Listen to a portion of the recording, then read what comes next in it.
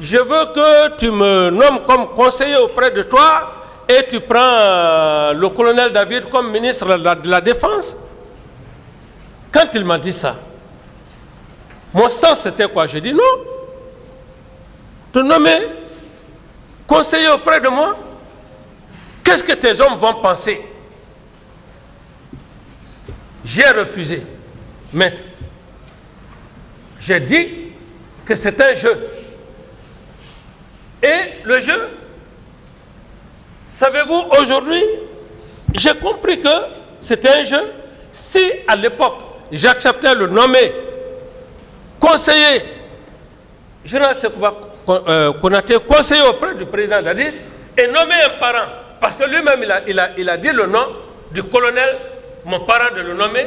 Donc tout ce qui s'est passé, qui se passe maintenant, et l'affaire de Kalia et de ceci, mais j'allais confirmer, oui, effectivement, il avait limogé le général Sekouba Konaté, maître son parent. Donc, c'est pour vous dire que, maître, quand on est honnête, c'est Dieu qui paye. Hein? Je suis devant vous en train de parler comme ça, devant l'auguste tribunal de maître. Je ne suis pas force, c'est parce que j'ai peur de Dieu. Sinon, je ne serai plus dans ce monde. Donc, tout ce que je dois dire aujourd'hui, je dois voir le bon Dieu. Dire la vérité, rien que la vérité. C'est ce qui fait d'ailleurs que je n'ai pas peur d'un homme, je n'ai peur que de Dieu. Parce que c'est ce Dieu-là qui fait aujourd'hui que je suis en face. D'autres questions? Voilà. Mon capitaine, oui. Dites-nous, comment vous êtes lié à M. Marcel? Et quel poste de responsabilité occupait-il au moment des faits? Pour être sincère, vous savez, pendant la réclamation des salaires des militaires, le camp Al-Faya étant le camp Al-Faya à l'époque, et quand ces jeunes-là se déplaçaient pour venir au camp Samori, c'est ce jour que j'ai aperçu Marcel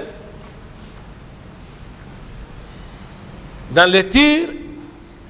J'y avançais et je suis allé leur calmer. Quand je les ai calmés, ils sont repartis au camp Al-Faya. Plus tard, et les mêmes choses ont commencé, comme d'ailleurs les leaders le faisaient, bulletin rouge et ainsi de suite. Alors plus tard, ces jeunes ont commencé à me rendre visite au camp Samori. Et la particularité de nos relations, comme je vous le dis, ça ne dépend pas de moi, ça c'est dans toutes les coutumes. Chez nous, nous les considérons comme des neveux, ils nous considèrent comme des oncles. Ça, c'est depuis les aïeux. Voilà un peu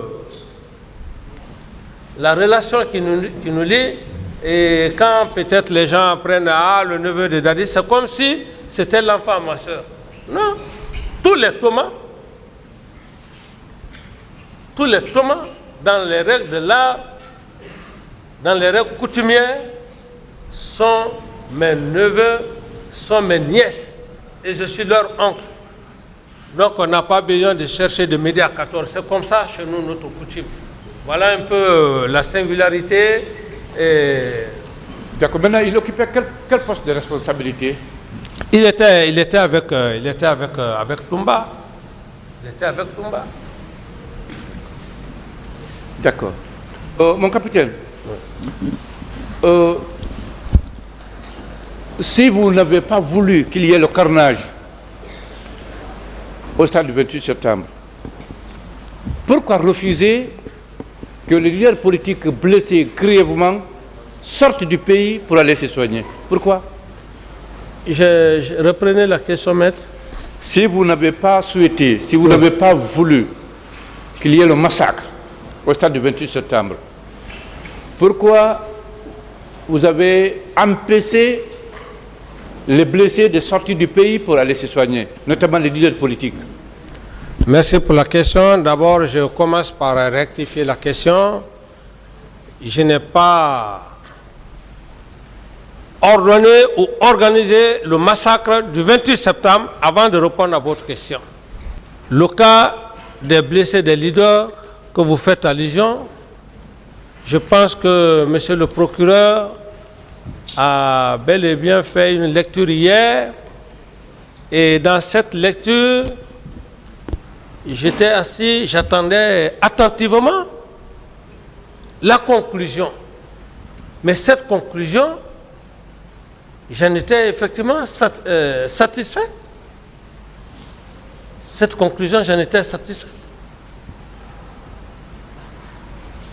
Pourquoi? Parce que M. le procureur a dit, après maintes tractations, que les leaders politiques sont venus me voir et j'ai donc donné l'accord, le feu vert à M. Elhadji Cellou Dalein qui devrait voyager. Donc, je pense que là, il n'y a pas de débat à ce niveau. J'ai fini avec le procureur hier, le procureur a été très clair, il a fait la lecture et j'ai dit à M. le procureur, nous sommes dans la même logique. Si le procureur disait hier que, à l'époque, le capitaine Dadis avait refusé, ça allait être autre chose. Mais si le procureur lui-même a dit que lorsque les religieux sont venus, j'ai donné mon accord, je pense que je n'ai plus d'autres détails à faire à ce niveau, maître. Mon capitaine, oui. Reconnaissez-vous avoir reçu l'intervention du président Abdoulaye Wade du Sénégal, de l'ambassadeur de France en Guinée à l'époque, du représentant des Nations Unies et pour la sortie, pour que vous acceptiez que M. Cellou Dalein sorte? Vous le reconnaissez? Non. Ici, maître, je ne veux pas rentrer, c'est des grandes personnalités. Je ne vais pas donner des affirmations gratuites ici. Et maître Abdoulaye Wade, c'est un père à moi, je le respecte. Il ne faudrait pas que les gens fassent des allégations sur cette grande personnalité. Non. Non. Pour dire qu'il a fallu le président Wade pour que je puisse faire ceci, cela, il faut que les gens cessent. Les gens n'ont qu'à s'occuper des événements, des faits réels du 28 septembre. C'est ce qui est le plus important. Est-ce qu'il y a eu ça? Monsieur le Président?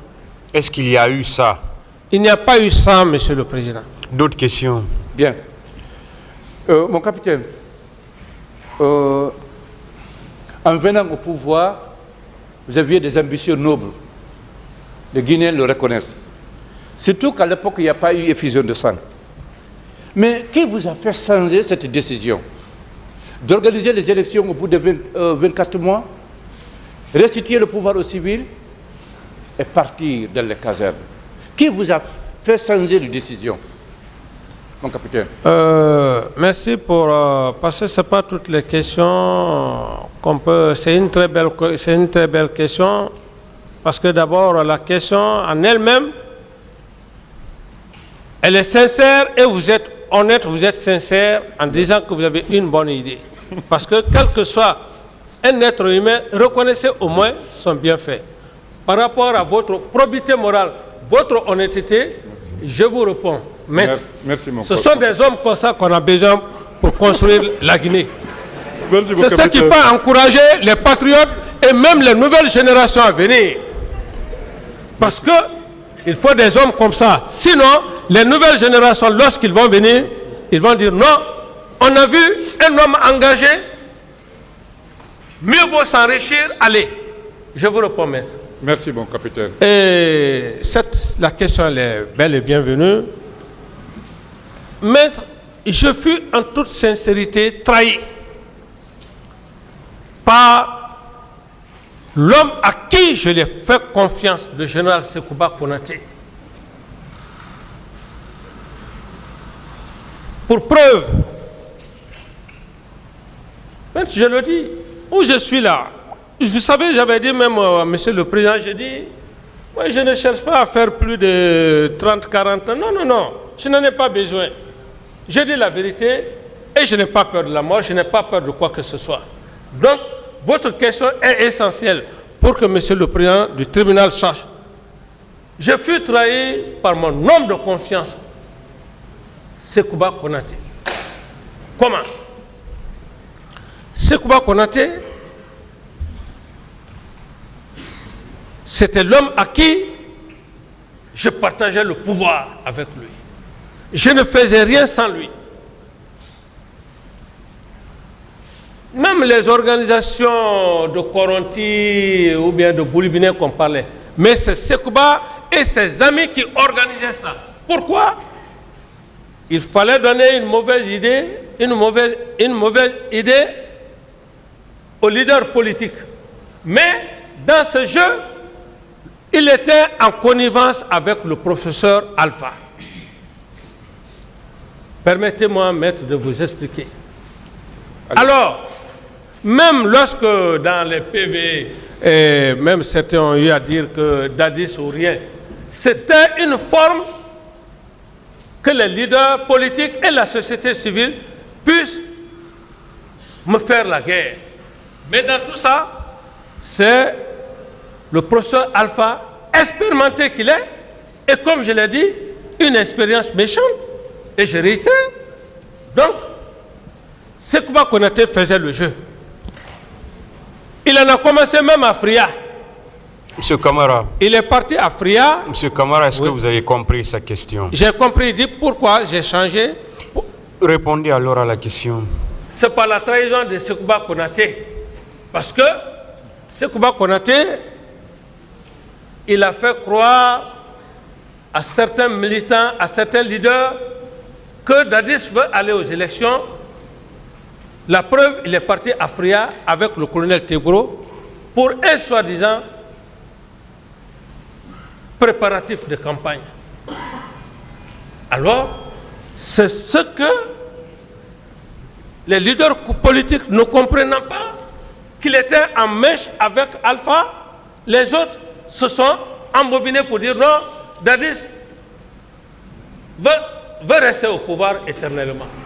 Mais dites-moi, cependant, mon capitaine, les hommes qui ont initié, qui ont mûri, construit le mouvement Dadis doit rester, ces hommes-là étaient des hommes de Konaté ou bien du professeur Alpha Condé? Merci, mais c'est ce que je vous dis. Je vous dis que l'armée a toujours été infiltrée, et je le dis et je réitère, les mêmes éléments là travaillaient avec le professeur Alpha Condé pendant même que le feu général Lansana Conté encore était vivant. L'armée a toujours été infiltrée. Ce sont les mêmes éléments, la prise de pouvoir qui sont venus, et puisqu'on a pris le pouvoir, inexpérimenté que j'étais, c'était inexpérimenté que j'étais, permettez-moi, c'était les mêmes éléments qu'ils faisaient le machiavélisme sans que je ne m'y rende compte. Moi, à mon entendement, c'était des hommes sincères, honnêtes avec moi. Cependant, ils travaillaient, comme dirais-je, pour le professeur Alpha Condé et Sekouba Konaté. Est-ce que vous pouvez nous donner le nom de ces personnes qui ont initié, formé ce mouvement Dadis doit rester? Non, je pense que quand vous allez voir passer à certains déjà, je crois ils ont. Moi, je ne donnerai pas, je ne cherche pas, comment dirais-je, à dire le nom de qui que ce soit. Je suis là, c'est ma personne. Je suis là pour effectivement me défendre devant le président du tribunal. Donc, je ne cite le nom de personne, mais les gens que je cite, c'est que j'ai les preuves avec moi, comme le cas. Est-ce que si on vous en donne, vous pouvez les reconnaître? Vous dites? Si on vous en donne, vous pouvez les reconnaître si on vous donne le nom de ces personnes qui ont formé le mouvement Dadis doit rester? Moi, peut-être que je peux les reconnaître physiquement. Physiquement, vous pouvez, à travers leur nom. Bon, ça dépend. D'accord. Donc, allons-y, on va aller. Monsieur Tibou Camara. Non, monsieur Tibou Camara, en toute sincérité, je ne dis pas sa relation avec Sekouba, mais Dadis doit rester, Dadis ou rien. Ok. Ça, je ne peux pas mentir sur lui. On continue. Monsieur Moussa Keita. Eh bien, ça c'est...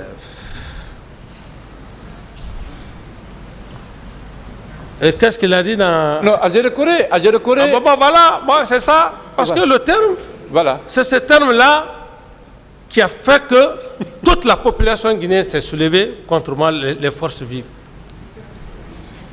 Une forme de propagandiste. Dadis ou la mort. Voilà. Il est allé à Azérekoré pour le dire. Alors donc, c'est pour dire que vraiment j'étais dans une situation, c'est seul Dieu qui m'a sauvé, hein, maître. Hein? D'accord. On fait semblant de vous aimer, mais au fond, c'est pas ça. Hein? Et Donc, ces propos ont directement agi sur ma personne. Voilà. Ça a créé, comme on dirait, beaucoup de situations. Donc, on retient M. Moussa Keïta. Ensuite, bon, Tibou, vous avez dit oui ou non, vous êtes dans l'incertitude. Bien. Parce que là, mais- je n'ai pas la certitude par rapport à... Il y a des termes, quand on dit des termes, ce sont des termes qui sont graves. Ok. Monsieur Papakoli. Bon, monsieur Papakoli, bon, c'est un frère. À quelque part, bon, ça c'est purement familial. D'accord. C'est On continue. purement familial. Monsieur, Mais là- son attitude, lorsqu'il a voyagé avec Sekouba, je n'étais pas content. Voilà. En toute sincérité, je n'étais pas content. Et je n'ai jamais échangé avec lui jusqu'à date d'aujourd'hui. Mais je n'étais pas content parce que Sekouba l'a pris pour l'utiliser. Pour l'utiliser. D'accord. On continue. Monsieur Lai Junior Kondé. Là, j'ignore Condé, à moins que si vraiment je le vois, mais son nom ne me dit pas grand-chose. Ok. Monsieur Kabinet Komara. Monsieur Kabinet Komara, c'est l'ex-premier ministre. Oui, naturellement. C'est un homme intègre, incroyant, impieux. J'ai même peur de lui, impieux, incroyant. Non, on parle de ce mouvement, Dadis doit rester. Ceux qui ont conçu ce mouvement. Non, monsieur Komara, je n'y pense pas. Ok. Parce D'accord. que monsieur Komara, il faut se dire la vérité, c'était un technocrate et avec une grande sagesse, il n'était pas dans ces situations-là. Même s'il a été humilié par vous. Bon, c'est pour ça que je dis, Oui. maître, Oui. c'est un grand homme. Et jusqu'à maintenant, on entretient des relations Très bien. On continue. saines. On continue, mon Je ne l'ai capitaine. pas humilié, mais ma réaction, bon, quand vous êtes avec un grand frère, hein, et il a toujours accepté. C'est ça la sagesse aussi. D'accord. Et c'est mon frère, il reste mon frère. Merci. On continue, mon capitaine. Monsieur Siba Loalamou. Oui, d'ailleurs, je peux même dire que c'est mon instructeur, Siba Lolamou. C'est mon instructeur. Quand je devrais aller à Saint-Cyr, c'est avec lui que je révisais. Voilà. C'est mon ancien en même temps. Oui, mais il faisait partie de ceux qui ont conçu ce mouvement. Dadis doit rester. Bon, et peut-être si il le faisait, je ne l'ai pas vu flagramment. Parce qu'il y en a tant d'autres en ont fait, mais qui n'ont même pas leur liste ici. D'accord.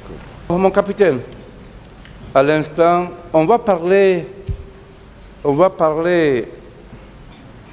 de cette fille adoptive du feu général Lansana Conté, Aïcha, que vous avez connue ou dont vous avez entendu parler, Aïcha, Oui.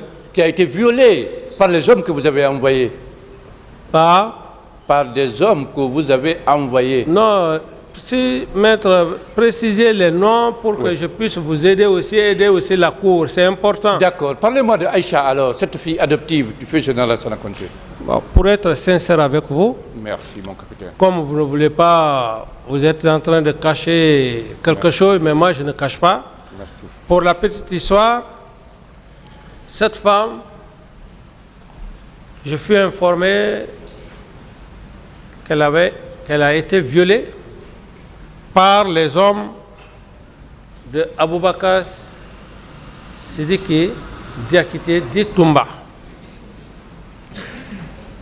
Moi-même, je me suis déplacé, je suis allé voir cette femme, la demander pardon. Vous me suivez, maître? Très bien.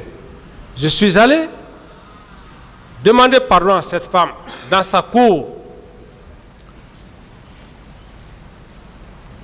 Pendant ce temps, je crois que le colonel Teboro avait déjà pris les dispositions pour envoyer Toumba, je ne sais pas, au PM3. Et le lendemain, alors comme j'ai demandé pardon à cette pauvre femme, et voilà, c'est la petite histoire. D'accord. Vous avez... Et réellement, elle a été violée, c'est vrai. Voilà. Bien, mon capitaine. Non, vous êtes vraiment honnête là. Non, il faut être sincère. Il faut qu'on soit honnête.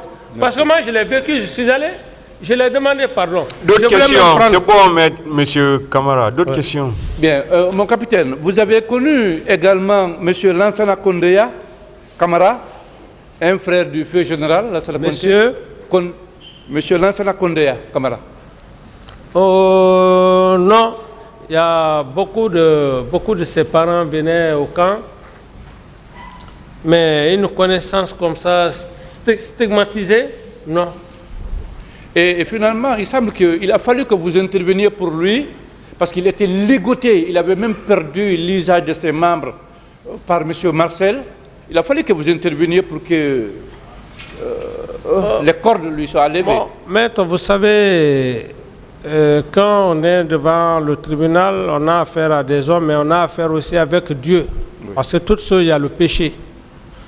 Alors à ce niveau, en toute sincérité, je ne vais pas juste parler devant le tribunal pour me faire plaisir, pour dire que oui, j'ai aidé ceci, cela, cependant que je ne l'ai pas fait. Entre Dieu et moi, c'est tout ce qui m'est cher. Vraiment, je n'ai pas assisté à cette scène, en toute sincérité, en âme et conscience. Mon capitaine, oui. Quand vous avez pris le pouvoir, et après les événements du 28 septembre, vous avez organisé un dîner au restaurant Le Rocher, que vous aimiez tant d'ailleurs, Le Rocher. Et en répondant aux questions des journalistes, vous aviez dit qu'aucun leader ne peut gérer cette armée-là. Et plus loin, sur la route, en rentrant à la maison, dans votre voiture, vous avez dit ces leaders-là ont échoué de faux leaders. Vous le confirmez? Oui. Très bien. Et Monsieur Chérif, votre conseiller personnel, vous vous souvenez de lui? Bien sûr. Très bien. Il avait minimisé la mémoire, saboté la mémoire des victimes, en disant que je ne sais pas pourquoi les Nations Unies, 10 morts, 20 morts, 200 morts, peuvent avoir lieu au Sénégal, en Côte d'Ivoire, ici en Guinée, même si c'est 3 personnes qui tombent. La communauté internationale fait sortir ses griffes contre la Guinée. Voilà. Il avait minimisé, saboté la mémoire des victimes. Et vous n'aviez pas réagi. Et pourtant, vous étiez encore aux commandes. Vous n'avez pas limogé. Vous n'avez pas sanctionné, même administrativement. Quelle est la question? C'est pourquoi vous l'avez fait faire, vous l'avez laissé faire, sachant que cela allait ternir encore votre image. D'abord, vous savez, maître, moi, je suis quelqu'un qui est très direct. Quand un homme respecte une personne, je suis tenu obligé de vous répondre parce que vous respectez la personne. Merci, mon capitaine. En toute sincérité, sinon je vous aurais dit que je ne parle pas. Merci, mon capitaine. Quel que soit l'être humain a besoin de son respect. Parce que vous avez besoin de manifester la vérité devant ce tribunal. Devant le tribunal. Oui. Alors, par rapport à ce que vous venez de dire, en toute sincérité, il y a des actes, quand ça se passe, c'est anormal. C'est anormal. Et à l'époque, tout le monde parlait comme bon lui semblait. Alors, vous allez voir X qui va être là, il va parler sur RFI, d'autres sont là, ils parlent ainsi de suite. Tout ça à ton nom. ce n'est pas facile. Et surtout qu'il y a maintenant un cas de mort. Des cas de mort. Alors, c'est autant dire que j'étais dans une situation extrêmement difficile. Qui fait que je ne pouvais pas maîtriser tous ces gens à tendance à faire de la propagande, tout ça et consort. Je m'excuse de l'expression. Mais ça ne faisait que, comment dirais-je, envenimer la situation et me créer d'ennui. Bien, mon capitaine. Oui. Le soir des douloureux événements du 28 septembre, sur les instructions de M. Marcel. De M. Marcel. Voilà. Il a fait venir une scène musicale au camp Carrefour, après Bomboli, à l'approche de la porte du camp Alpha Yaya, quand vous prenez la route du Prince. Il a fait venir une chaîne musicale. Toute la nuit, toutes les boutiques étaient à côté fermées, vidées de leur contenu. On ne faisait que danser, chanter et boire. Toute la nuit du 28 et les jours suivants.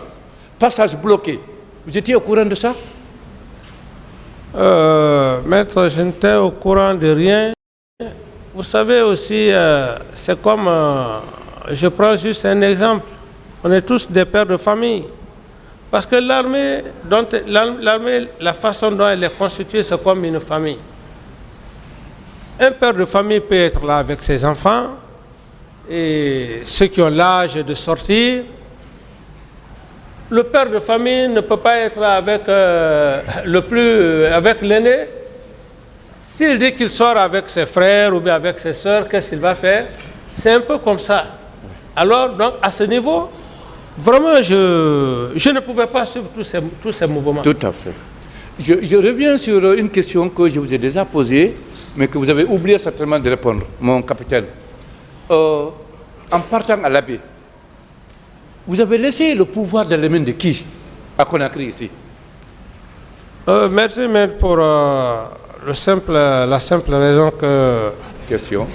Vraiment, je vous respecte parce que vous êtes aussi un homme. Moi, j'ai besoin des hommes comme ça pour échanger. Merci beaucoup. Même si c'est pour toute la journée. C'est ce que j'avais dit à monsieur le procureur. J'avais dit à monsieur le procureur, et je peux faire 2 jours avec lui, parce qu'il est posé, et quand il prend la parole, même si tu ne veux pas parler, tu vas parler. Merci beaucoup. Donc, je ne voulais pas parler de ça, mais comme je viens de le dire, maître, ici, quand un chef d'État voyage, il ne dit pas nommément tel, tu as la situation. Oui. Non, ça ne se fait pas comme ça. Le chef d'état-major général des armées, qui avait déjà donné des instructions, des consignes, alors, le chef d'état-major, lorsque vous êtes avec le ministre de la Défense, c'est le chef d'état-major général des armées qui a le contrôle. D'accord. Qui contrôle tous les chefs d'état-major particuliers. Terre, mer, air, gendarmerie, etc. etc. Donc, je n'ai pas choisi un chef pour dire que bon, je dois me déplacer et tu dois assumer telle fonction. D'accord. D'accord. La question, c'est juste pour vous faire comprendre que, à votre absence, quand vous étiez à la baie, M. Marcel faisait tout ce qui lui semblait bon. Et personne ne l'osait. Bon, et maître, vous savez aussi, c'est ce que je viens de vous dire.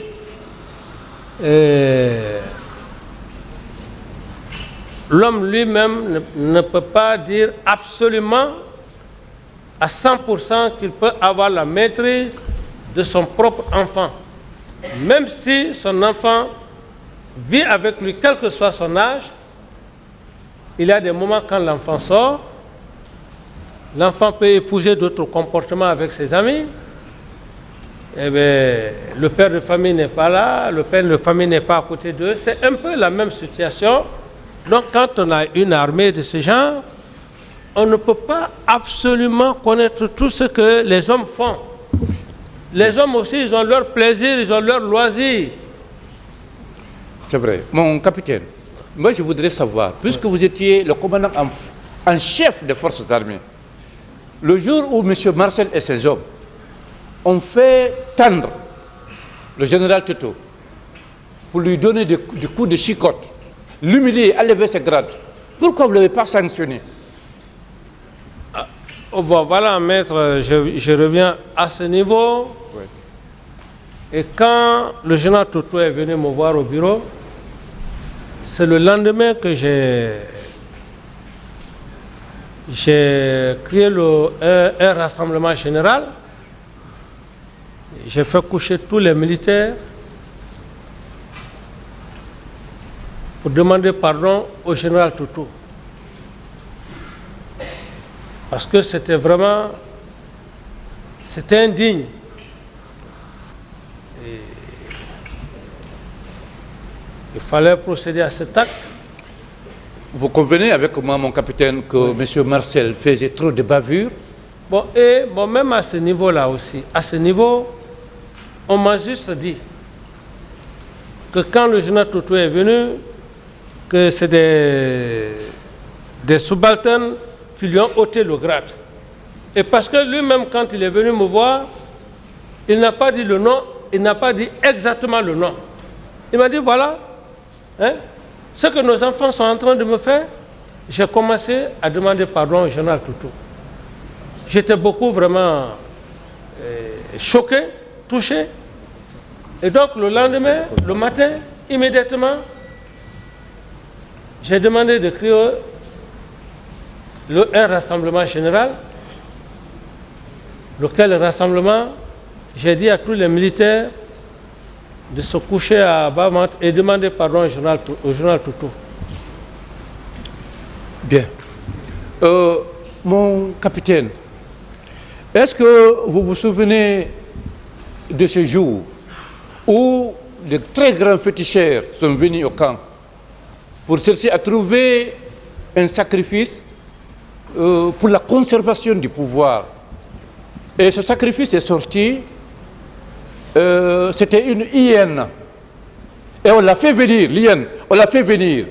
Mais au moment de l'égorger, l'hyène s'est détachée, a mordu celui qui avait le couteau et a pris la tangente. Un groupe de militaires brandissent l'arme. Vous avez dit non de ne pas tirer. D'autres ont pris un véhicule pour pourchasser l'hyène. Depuis lors, ceux qui ont pris le véhicule-là ne sont pas revenus. Vous vous rappelez de cette date? Non, bon, c'est ma toute première information par rapport à cette histoire. D'accord. C'est bon, d'accord. Ok, il n'y a pas de problème. Mon capitaine, est-ce que vous vous rappelez du jour où, la dernière fois, vous avez rencontré le général Lansana Conté, avant son décès?